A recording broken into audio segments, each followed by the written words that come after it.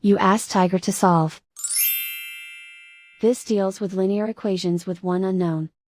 The final result is x equals 4.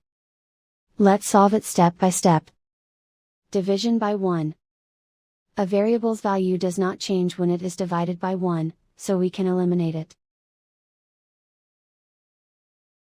Group all constants on the right side of the equation. Subtract 3 from both sides. Simplify the arithmetic.